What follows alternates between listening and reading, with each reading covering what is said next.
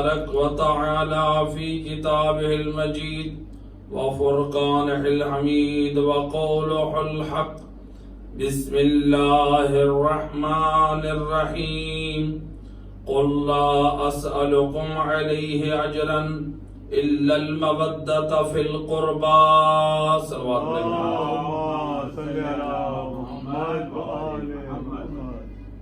سامعین محترم، آپ کے سامنے قرآن کریم کی جس آیہ مجیدہ کو سرنامہ کلام قرار دیا ہے، یہ آیت ہمارے بچوں کو بھی معلوم ہے کہ جب اس آیہ مجیدہ کی تلاوت کی جاتی ہے تو گویا یہ آیت مجیدہ اپنے اندر ایک عظیم پیغام دے رہی ہے کہ اجر رسالت اگر کوئی چیز ہے تو وہ مودت فی القربہ ہے، یعنی رسول کے قرابت داروں سے مودت ہے۔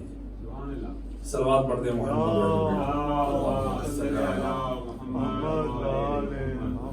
چونکہ جشن امام حسن مجتبی علیہ السلام کے حوالے سے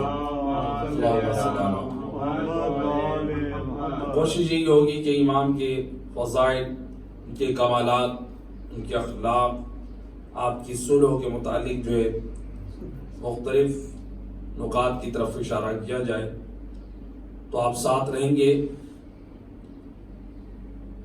تو یہ امام حسن مجتبی علیہ السلام وہ عظیم ہستی، اگر یوں تعبیر کروں کہ خاندان رسالت میں مسکراہٹ فاطمہ زہرا جو پہلی بنی ہے وہ ہیں حسن مجتبی۔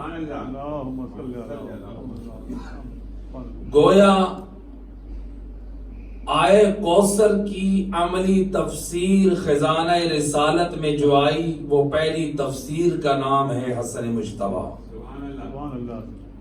گویا سید الاولیاء علی ابن ابی طالب اللہم صلی علی محمد کی دستار کے وارث کا نام ہے حسن مجتبی، اور وہ حسن مجتبی کہ جس کے حق میں سید الرسل نے اپنی زبان وحی سے فرمایا کہ حسن اور حسین جوانان جنت کے سردار ہیں۔ ایک صلوات پڑھتے محمد و اہل بیت۔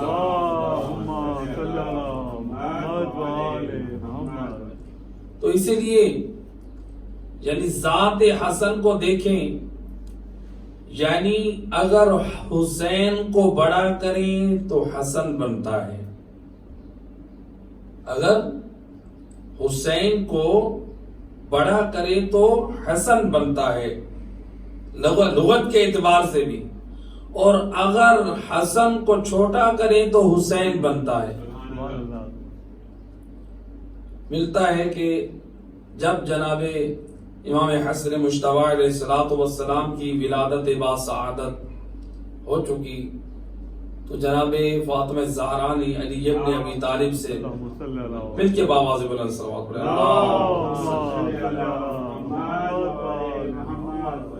خدمت میں فرمایا کہ یا علی اس بچے کا نام تجویز کیجیے، تو آپ نے فرمایا کہ میں رسول اللہ پر کیسے سبقت حاصل کر سکتا ہوں؟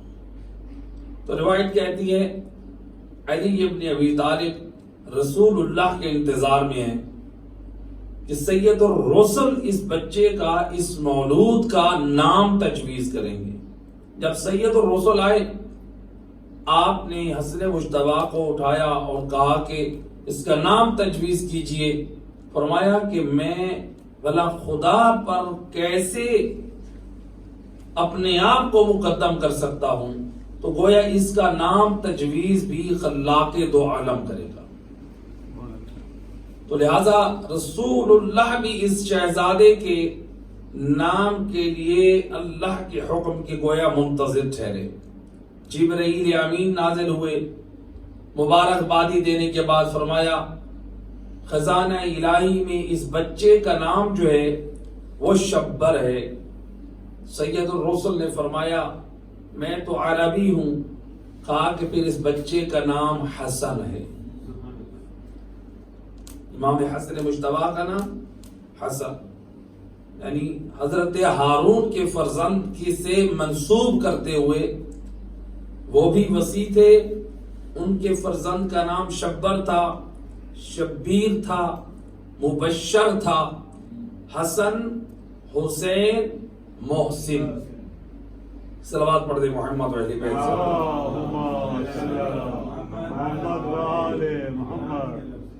تو لہذا یعنی مبشر یا مبشر جو لفظ بھی یعنی ان کے لیے ہو، تو یعنی محسن کی جو ہے وہ مبشر یا مبشر کے بدل میں ہے. تو لہذا خزانہ الہی سے امام حسن مجتبی علیہ الصلوۃ والسلام کا نام رکھا گیا. اور روایت میں ہے معصوم فرماتے ہیں لم يدخل الفقر بیتا فیہ اسم محمد او احمد او علی او الحسن والحسین. آگے بھی روایت میں ہے اور آخر میں فرمایا وفاطمہ من النساء. امام لسان عصمت سے فرماتے ہیں جس گھر میں نام محمد ہو، جس گھر میں نام احمد ہو، جس گھر میں نام علی ہو، نام حسن و حسین ہو، بچی کا نام فاطمہ ہو، کبھی بھی فقر و محتاجی اس گھر میں داخل نہ ہوگی. اللہم صلی اللہ. یہ اہل بیت کے اسماء اس قدر مبارک ہیں، اپنی نسلوں میں، اپنی اولادوں میں یہ وصیت کریں، یہ نصیحت کریں کہ بچوں اور نسلوں کے نام اہل بیت کے ناموں پہ رکھیں. جو اللہ پسند کر رہا ہے، جن ہستیوں کے نام کو جو غیروں نے کہہ دیا کہ اگر ان پاک ہستیوں کے اسماء کو کسی مجنون پر دم کیا جائے تو اس کا جنون ختم ہو جائے. یہ غیروں نے تسلیم کیا کہ جب ان ہستیوں کے پاک اسماء، یعنی اللہ نے اس قدر بابرکت اسماء بنائے ہیں. ہم دیکھ رہے ہوتے ہیں کسی اداکار کا نام پسند آ جائے، کسی اور انسان کا پسند آ جائے، اس کا مطلب ہے ہمارے دل میں وہ نور معرفت نہیں ہے. اہل بیت سے بڑھ کر بھی کوئی اور نام ہو سکتا ہے. اسی لیے ملتا ہے کہ اسلام میں سب سے پہلا نام جو حسن و حسین کا رکھا گیا وہ ان شہزادوں کا نام رکھا گیا. یہ وہ اسماء ہیں جو خزانہ الہی سے ودیت ہوئے ہیں. ایک صلوات پڑھے محمد و اہل بیت.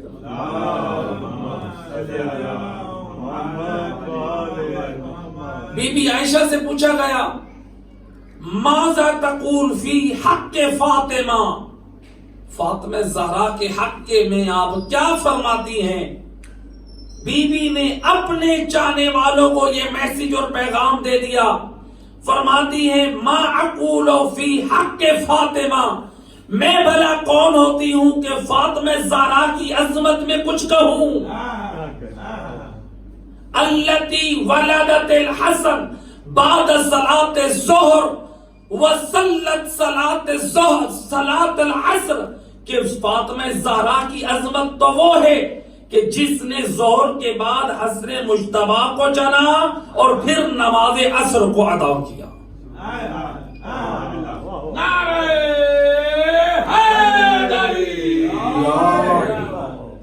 اب دیکھیں یعنی کیا مطلب. بعض نے نقل کیا ہے کہ علماء اہل سنت کے ہاں ان کے ہاں ایک نظریہ ہے کہ امام حسن کی ولادت دن کے ٹائم ہوئی. تو اب دیکھیں اس روایت کو اگر دیکھیں کہ جو بی بی عائشہ نقل کرتی ہیں، یعنی روزے کی حالت میں نماز ظہر سے فارغ ہو کر اور پھر نماز عصر کو بھی ادا کیا، یعنی بی بی طاہرہ بھی ہیں، بطول بھی ہیں. توجہ ہے. تو گویا اس سے بات یہ سمجھ آئی کہ انما یرید اللہ کی وارث وہی بی بی ہو سکتی ہے جس سے نہ روزے جیسی عبادت چھوٹے نہ جس سے مصلح چھوٹے. روزے دار بھی ہو, عبادت گزار بھی ہو. صلوات پڑھ دے محمد و اہل بیت.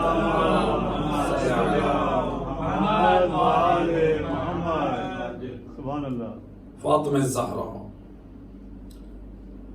ملتا ہے روایت میں, روایت نقل کی گئی ہے, کچھ اصحاب کو پریشانی ہوئی کہ آج جو کل کا دن ہے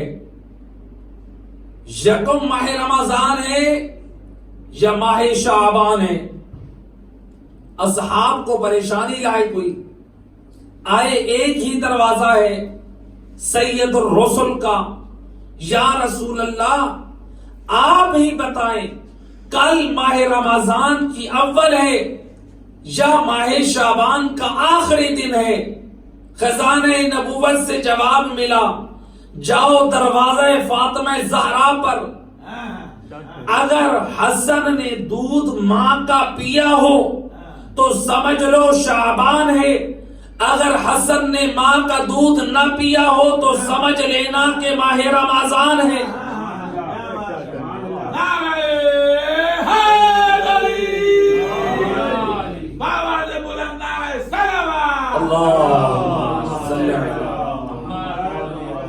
آج جو کہ ولادت کا جشن ہے, حق یہ بنتا ہے کہ ایمان کے کچھ فضائل و کمالات کو بیان کیا جائے. صلوات پڑھ دے محمد و اہل بیت.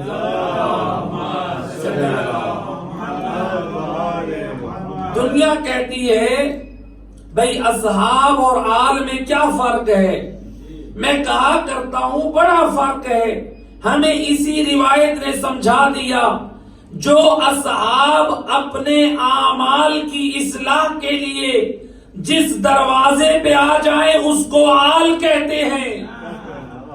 تو گویا جو 40 سال بعد اسلام لائے وہ اصحاب بنے, جنہوں نے ماں کی گود سے اسلام کی تعلیم دی وہ آل بنے. ابھی بھی کوئی نہ سمجھے آل اور اصحاب کے فرق کو. ایک صلوات پڑھ دے محمد و اہل بیت.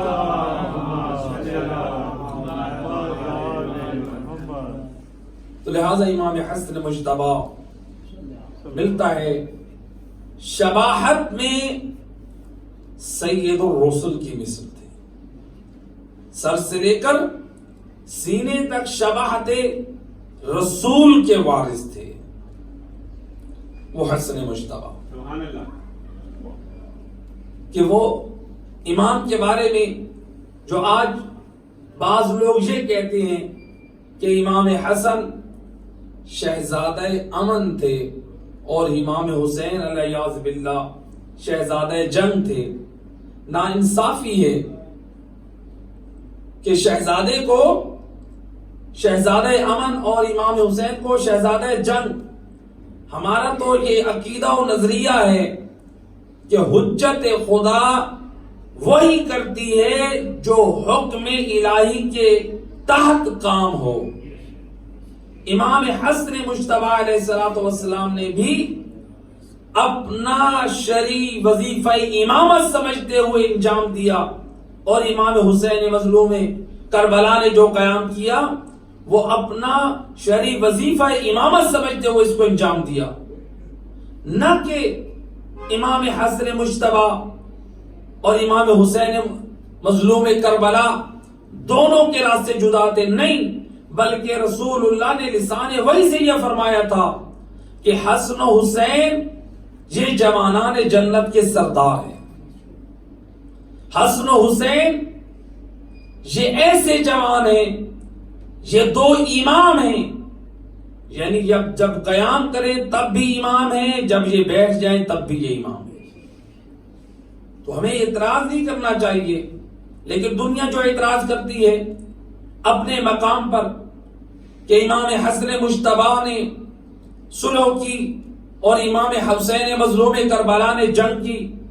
دیکھیں ایک مثال کے ساتھ, ایک شخص مریض ہوا, ڈاکٹر کے پاس گیا, ڈاکٹر نے اس کے لیے کچھ علاج تجویز کیا, علاج کرتا رہا, پھر اس کو افاقہ ہوا, پھر مثلاً 10 سال بعد اب دوبارہ بیمار ہوا، جب ڈاکٹر کسی اور ڈاکٹر کے پاس گیا، اس نے جب تحقیق کی، کہا کہ بھئی اب آپریشن ہوگا، اور اگر کوئی یہ کہے پہلے والا ڈاکٹر صحیح تھا، اس نے علاج کیا تھا دوائیوں سے، اب یہ والا ڈاکٹر بول رہا ہے آپریشن کے لیے، بھئی عرصہ کتنا ہو گیا ہے؟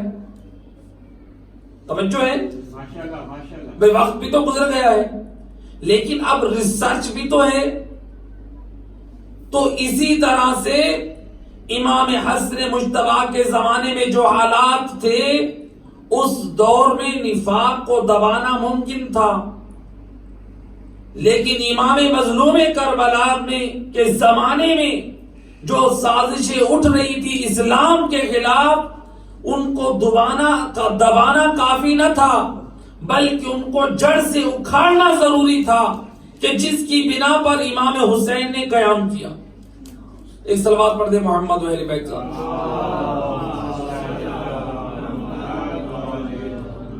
تو دنیا والے یہ کہتے ہیں امام نے صلح کر لی، تو گویا امام نے بیعت کر لی۔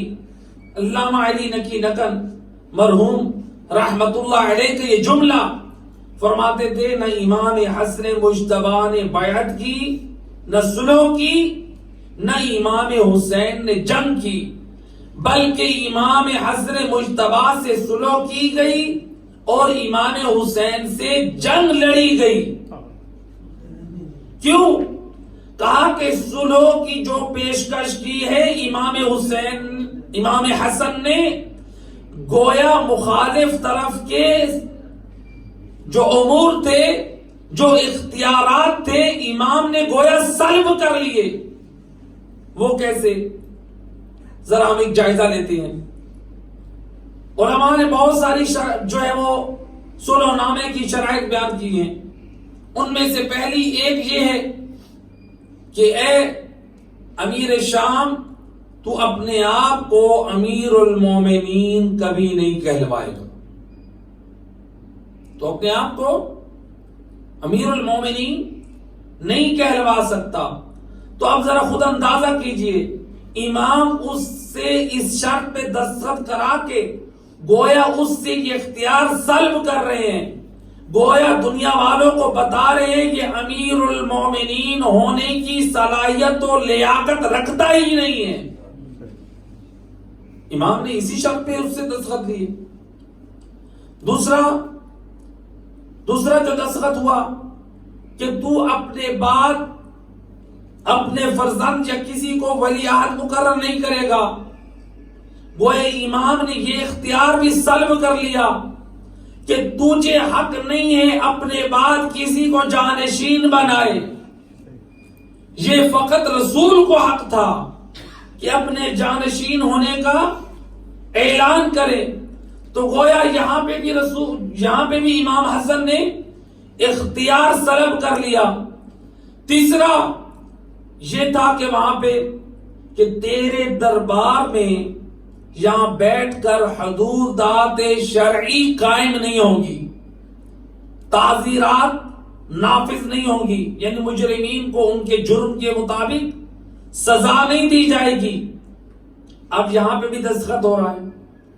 تو اب بتائیں ذرا انصاف سے، جس کو اس بات پہ صلح نامہ پر شرائط پر دستخط کرائے جا رہے ہوں، نہ تو امیر المومنین اپنے آپ کو کہلوائے گا، نہ تو ولی عہد مقرر کرے گا، نہ تیرے دربار میں جو شریعت کی حدود ہیں وہ قائم ہوں گی، نہ تو کوفہ اور بصرہ کے مومنین کے اموال کو اپنے قبضے میں لے گا، اور جو آخری جو اہم چیز تھی کہ تو حضرت علی ابن ابی طالب پر سب و شتم یعنی گالم و گلوچ نہیں دلوائے گا، اس نے اس صلح نامہ پہ دستخط کیے۔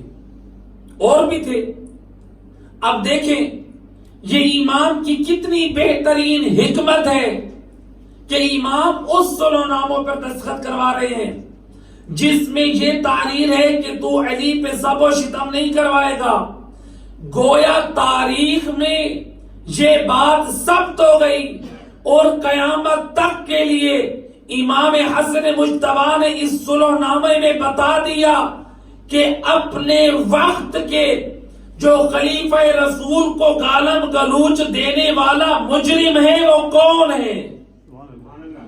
تو گویا امام نے اس کا اقراری جرم نامے پہ دستخط قبول کرا دیے. یعنی وہ یہ جرائم کرتا تھا, وہ گالم گلوچ دیتا تھا, امام نے اس پر دستخط کرا کے, ایک ہوتا ہے مجرم, ایک ہوتا ہے مجری, ایک ہوتا ہے ملزم اور ایک ہوتا ہے مجرم. ملزم وہ ہوتا ہے جس کے اوپر فقط الزام رہے, اور جب وہ دستخط کر کے اپنا جرم قبول کر لے تو وہ مجرم بن جاتا ہے. گویا صلح نامے پہ وہ دستخط کر کے وہ اپنے تاریخ میں اس نے ثابت کر دیا کہ میں خلیفہ رسول علی کے حق میں جسارت کر کے مجرم بنتا رہا. محمد و آل محمد صلوات.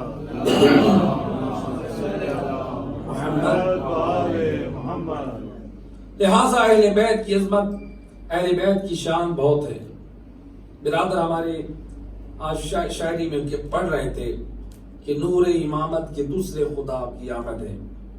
جبکہ ہم نے کل اس پہ روشنی ڈالی تھی, ہمارا یہ عقیدہ و ایمان ہے نہ اہل بیت اللہ ہیں, نہ رب ہیں, نہ خدا ہیں, لیکن اللہ کا بہترین وسیلہ ہے. آئے ہم قرآن کی نگاہ میں دیکھیں, اہل بیت کی نگاہ میں دیکھیں, اپنی اصلاح کریں میرے دوستو. ہمارے نجات اور ہدایت کے لیے یا قرآن ہے یا پھر 14 کا فرمان ہے, اس سے ہٹ کر ہمارے پاس کچھ اور نہیں ہے. روایت ہے علامہ مجلسی نے بحار الانوار میں نقل کی ہے, اللہ کے رسول کی خدمت میں ایک شخص آیا اور آ کر کہتا ہے السلام علیکہ یا ربی. آپ عرب میں بیٹھے ہیں, ترجمے سے واقف ہیں. السلام علیکہ یا ربی, الیاذ باللہ, اے میرے پروردگار آپ پر سلام. تو جو یہ کہتے ہیں کہ اللہ کے علاوہ کسی اور کو رب کہنا جائز ہے تو سید الانبیاء تو تمام ائمہ کے سردار ہیں, لیکن سید الرسل نے کیا فرمایا؟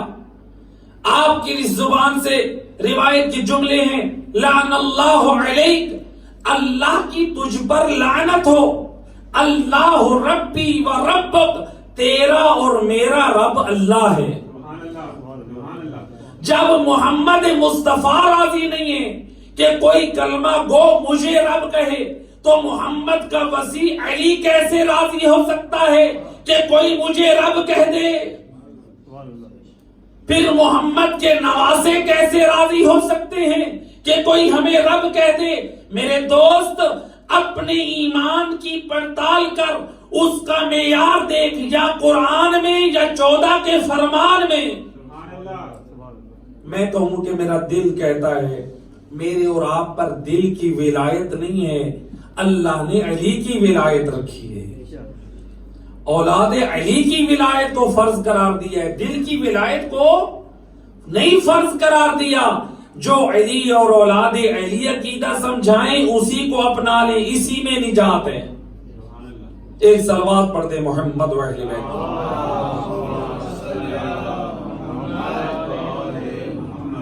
تو لہذا کل بھی ہم نے قرآن کی آیت پیش کی تھی سورہ انعام کی. پروردگار فرماتا ہے وَرَبُّ كُلِّ شَيْءٍ, اللہ ہر چیز کا رب ہے.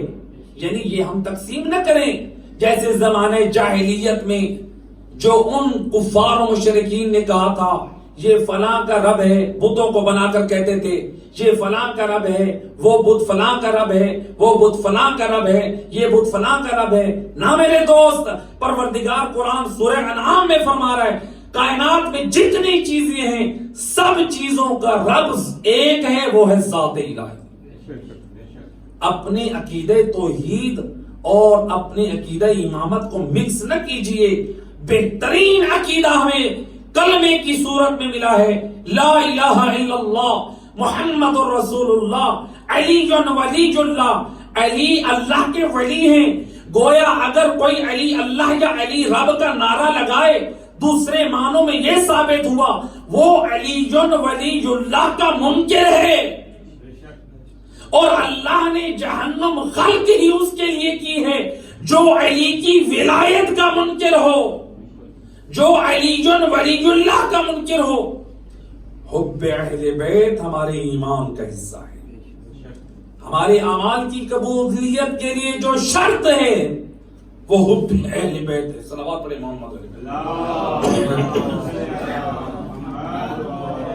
ہمارے اس میں ہمارا عقیدہ ہے، ہمارا یہ ایمان ہے، ہم شیعوں کا تمام علماء کا یہ نظریہ ہے، ہمارے تمام اعمال کی قبولیت کے لیے حب اہل بیت ایسے شرط ہے جس طرح نماز کو بجا لانے سے پہلے وضو شرط ہے۔ لیکن میرے دوست، ہم حب میں آ کر اپنے دل کا نظریہ نہ بنا لیں۔ دیکھیں قرآن کیا سمجھاتا ہے، اہل بیت کیا سمجھاتے ہیں۔ ایک صلوات پڑھ دے محمد و اہل بیت کا۔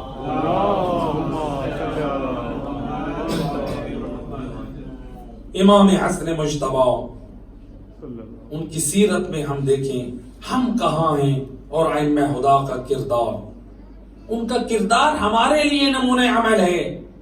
ان کے کردار نے ان کو فائدہ دینا ہے جن کے دل میں نور ولایت اہل بیت ہے، لہذا ان کے کردار اگر غیر اپنائے اس کو فائدہ نہ دے گا، تو لہذا کتنا وہ نور علی نور کی منزل پر وہ مومن فائز ہے جس کے دل میں 14 کی ولایت ہو اور کردار سے آل محمد کے کردار کی خوشبو جھلکتی ہوئی نظر آئے۔ امام حسن مجتبی، ذرا غور کریں دیکھیں۔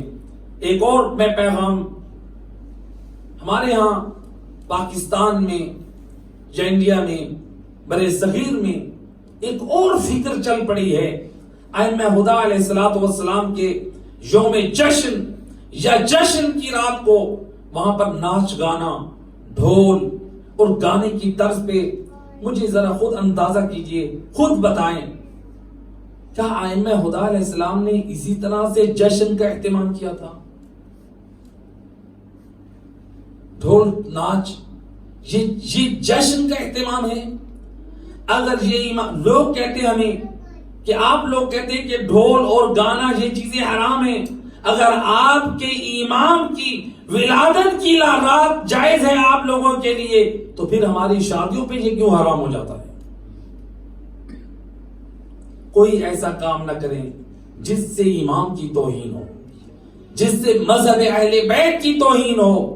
ائمہ خدا علیہ الصلوۃ والسلام کی جو جشن کی مبارکباد پیش کی گئی ہے، ملائکہ نے آ کر رسول اللہ کو دی ہے، ملائکہ آ کر مبارکبادی پیش کرتے تھے۔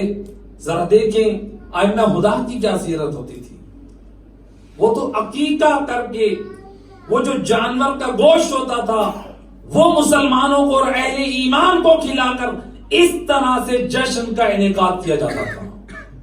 مومنین کو بلائیں، طعام کا اہتمام ہو، اہل بیت کے فضائل بیان کریں، اہل بیت کے کمالات کو بیان کریں، اہل بیت کی مدحت کریں، اہل بیت کے اخلاق و کردار کو پیش کریں، تاکہ جب یہاں سے آل محمد کے چاہنے والے جائیں ان کے دلوں میں نور ولایت اہل بیت بھی ہو اور ان کے دلوں میں کردار اہل بیت اپنانے کا شوق بھی پیدا ہو۔ امام حسن مجتبی، اللہم صلی علی محمد، کس قدر سخی امام، اس قدر مہربان۔ ملتا ہے کہ ایک مرتبہ آپ کھانا تناول فرما رہے ہیں، روایت کہتی ہے کہ امام کے سامنے سے ایک جانور کھڑا ہے، کتا، ایک نجس حیوان وہ کھڑا ہے۔ امام ایک لقمہ تناول فرماتے ہیں، دوسرا لقمہ اس کے آگے پھینک دیتے ہیں۔ کسی نے بڑھ کر یہ کہا فرزند رسول سے ہٹا دوں۔ وہ یہ دیکھ رہا تھا کہ امام کو تکلیف اور زحمت ہو رہی ہے۔ امام فرماتے ہیں مجھے حیا آتی ہے اپنے اللہ سے، جانور میرا منہ دیکھتا رہے اور میں تناول کرتا رہا۔ کس قدر مہربان امام ہے جو سامنے جانور کھڑا ہے تو اس کو بھی اس سے بھی ہاتھ روکنے میں امام حیا محسوس کریں. لیکن اگر آج ہمارے ہاں، اگر ہمارے علاقوں میں، اگر ہمارے محلے میں، اگر ہماری ہمسائیگی میں، ہماری اگر فیملیز میں اگر کوئی حبدار اہل بیت جس کے لیے کھانے کے لیے کچھ نہ ہو، پہننے کے لیے لباس نہ ہو، تنگ دست ہو، بدحال ہو، اور ہم اس کی آوال پرسی نہ کریں، پھر کل میدان قیامت میں امام حسن مجتبیٰ کو کیا منہ دکھائیں گے؟ اگر امام ایک لحظے کے لیے یہ کہہ دیں اے میرے مومن، اے میرے محب، اے میری ولایت رکھنے والے، اب تو میرے پاس کس منہ سے شفاعت کے لیے آیا ہے؟ دنیا میں میرا محب تیری پڑوس میں، تیرے رشتہ داروں میں بھوکا مرتا رہا، تو اس وقت ان کی مدد نہیں کرنے کے لیے تیار تھا، آج میدان معاشر میں تو میری مدد لینے کے لیے آئے ہیں. امام حسن مجتبیٰ کی سیرت ہمارے لیے نمونہ عمل ہے. گھر میں مہمان آ جائے تو اس کی بھی بڑی عظمت ہے. جو آج ہم اپنے گھروں میں دسترخوان امام حسن مجتبیٰ بچھاتے ہیں، یہاں پر پھر سوال اٹھتا ہے، جو لوگ دسترخوان بچھا کر فقط رشتہ داروں کو یا فقط مالداروں کو یا ان لوگوں کو بلا لیتے ہیں، بے شک آپ دسترخوان امام حسن مجتبیٰ بچھائیں، لیکن دسترخوان امام حسن مجتبیٰ کا مطلب کیا ہے؟ جب امام دسترخوان جو لگتا تھا وہاں پر فقراء و مساکین بھی آ کر بیٹھتے تھے. امام غرباء و مساکین کی کفالت کرتے تھے. اگر میرے دسترخوان پر ہم حقارت سے فقراء اور مساکین اور غریبوں کو دھتکار دیں اور فقط اپنے ان چاہنے والوں کو بلاتے رہیں، بے شک مومن کو کھانا کھلانا ثواب ہے، لیکن اس کا مطلب ہے ہم نے دسترخوان امام حسن مجتبیٰ کو سمجھا نہیں. جہاں اپنے رشتہ داروں کو بلا رہے ہیں، جہاں اپنی فیملی کے افراد کو بلا رہے ہیں، وہاں غریب مومنین کو بھی بلا رہے ہیں، ان کو بھی بلانے میں ثواب ہے، ان کی خدمت کرنے بھی باعث اجر و ثواب ہے. روایت ہے امام جعفر صادق علیہ السلام،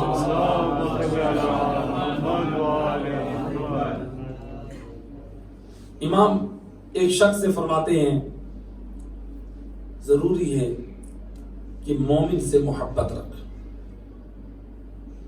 اور پھر امام نے فرمایا مفہوم حدیث کہ جو تنگ دست ہوں، بدحال ہوں، ان کی مدد کر. پھر اس کے بعد امام فرماتے ہیں مومن سے محبت رکھنا ضروری ہے، واجب ہے. پھر اس کے بعد امام نے ایک اور جملہ فرمایا، فرماتے ہیں کہ کبھی کبھار اپنے گھر میں ایک دو یا دو تین مومنوں کو بلا کر کھانا کھلایا کر. جب امام یہ نصیحت کر رہے ہیں، وہ کہتا ہے فرزند رسول میری یہ عادت ہے، میں جب بھی کھانا کھاتا ہوں 2 یا 3 مومنین کو اپنے ساتھ کھانا کھلاتا ہوں. امام نے جب یہ سنا، امام علیہ السلام نے مفہوم حدیث، امام فرماتے ہیں خوش فہمی کا شکار میں مبتلا نہ ہونا کہ تم ان کو کھانا کھلا کے ان کے اوپر احسان کر رہا ہے، بلکہ انہوں نے تیری دعوت قبول کر کے تیرے اوپر احسان کیا. کہتے مولا وہ کیسے؟ بلاتا میں ہوں، کھانا میں کھلاتا ہوں، ان کو مجھ پر کیا فضیلت؟ امام علیہ السلام فرماتے ہیں جب کوئی مومن گھر میں آتا ہے تو وہ تیرے لیے مغفرت لے کر آتا ہے. یعنی جب کسی کے ہاں کوئی مومن اس کے گھر میں جاتا ہے، کوئی مومن دعوت کے لیے، تو اس کے لیے کیا ہے؟ خدا کی طرف سے مغفرت کا تحفہ لے کر جاتا ہے. اور امام فرماتے ہیں جب وہ تیرے گھر سے رخصت ہوتا ہے تو وہ تیرے خاندان کی مغفرت کا سبب بنتا ہے. یعنی وہ تیرے خاندان کے گناہوں کو اپنے ساتھ لے کر جاتا ہے. یعنی تیرے گھر